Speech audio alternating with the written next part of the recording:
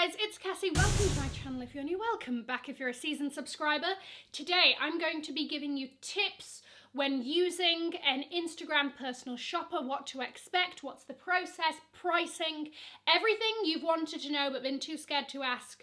We're going to go through it. Guys, if you are new here, my name is Cassie. I'm a self-diagnosed luxury addict. I put out videos on Wednesdays and Fridays, sometimes Mondays, so if you like luxury fashion, then you're probably going to love it here. So head down there, subscribe, turn on the bell, become a member of our luxury addicted family. When are we going to rehab? Never. Guys, are you ready? Let's go. Okay, so I will be sharing based on the experiences that I've had using personal shoppers. I will be telling you when to use a personal shopper, a little bit of an introduction into how the process works, how to make sure they're authentic. We're going to cover pricing, and then I'm going to give you recommendations on who I've used, what I think they're good at, or what to go to them for, and all of that. Okay, so we're going to be covering it all. Kicking off with when to use a personal shopper. This is obviously a personal choice. I do it when I cannot, for the life of me, find the item myself, okay? So whether it is sold out or it's a few seasons old and I can't find it anywhere, it's not on Farfetch, blah, blah, blah. I like to think of myself as a little bit of a super sleuth when it comes to tracking down items, okay? I am very dedicated to the cause of getting said item. I will do reverse Google image search. I will really go the extra mile, okay? So if I physically cannot, within my means, find this item, I will go to a personal shopper.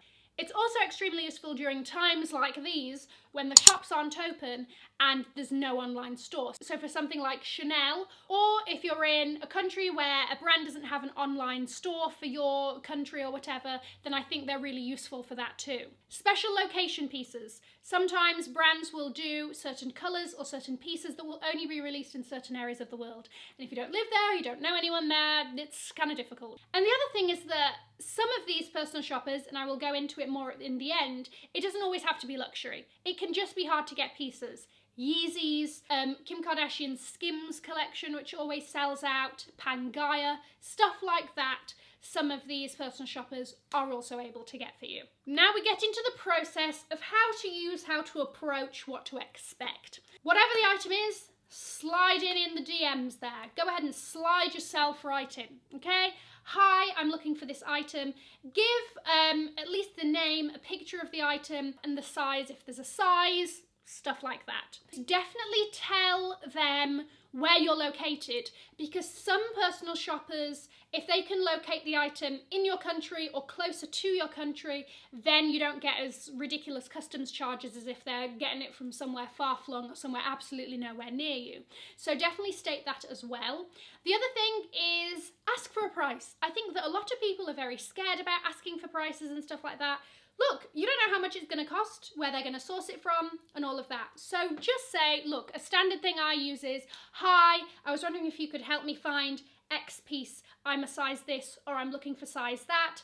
I'm based in the UK in case that helps for sourcing. Do let me know how much it would cost plus shipping.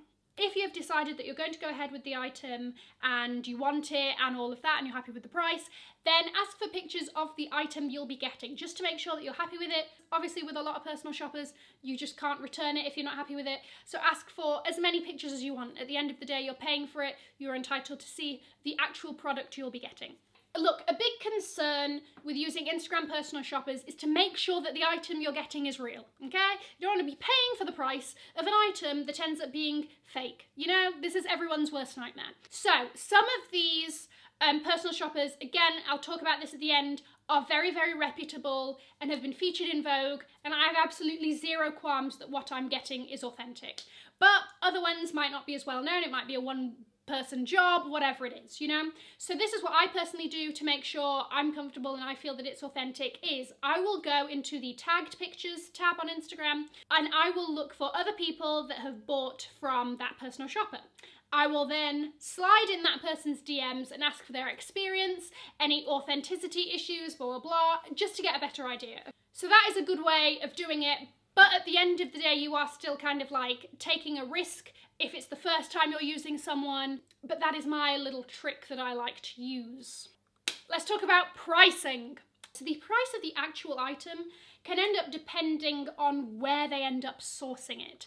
If they can source it nearer to you, then it's just going to probably be the retail price that you would have paid in store plus their sourcing fee. We're going to get into sourcing fees.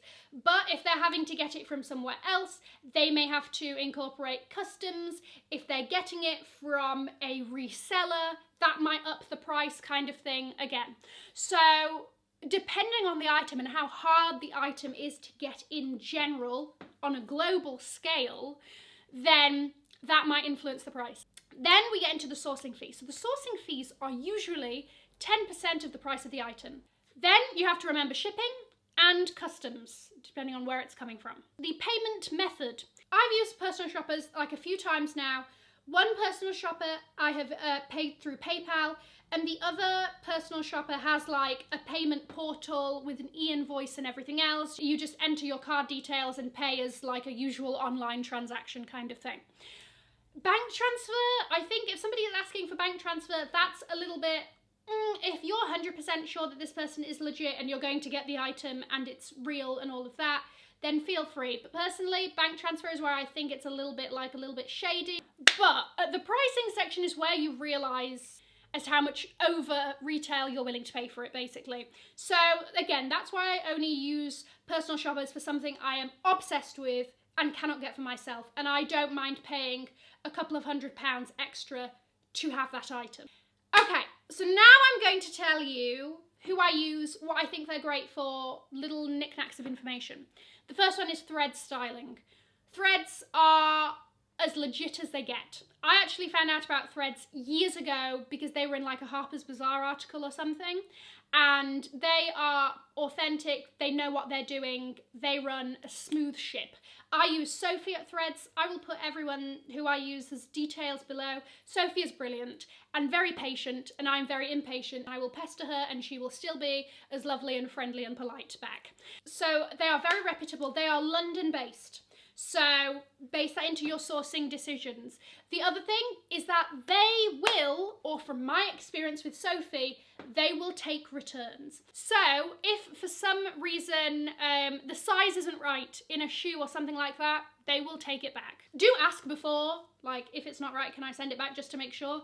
But from my experience, I've had zero issue with this. They will find you everything from homeware to custom like art designed Birkins to normal Birkins to Kim Kardashian's Skims collection, okay? So they're across the board. The other thing is that there are some brands that they don't charge a sourcing fee for. I don't know why, and ask before, you know, whatever item it is, and I don't know if those brands change or whatever, but there are some brands they don't charge a sourcing fee for. The next account is Momoland Tokyo. So they are based in Tokyo and Taiwan. They sourced my blue Chanels for me. And again, very, very friendly, very fast response. She will send you all the pictures, all the videos you want. She is particularly good, I think. I mean, I'm sure she could get you whatever, but just from what I've seen on her Instagram stories and stuff like that, Chanel, Dior, Louis Vuitton, Hermes, I think also you can pre-order through her.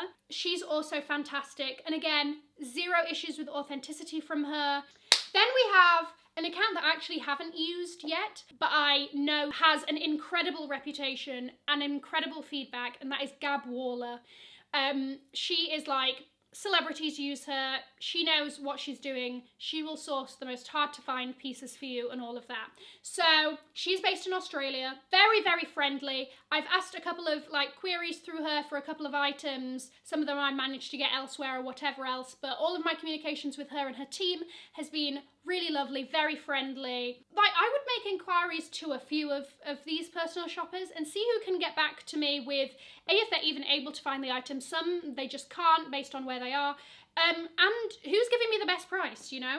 The last account as well I haven't used, but if you are US based, it would be worth using, is JaidiFinds. Again, I've heard great things. I personally haven't used, so I can't give my feedback, but if you're US based, you might want to try her too. Guys, if you've used Instagram personal shoppers, please share your experience down below, any recommendations you have.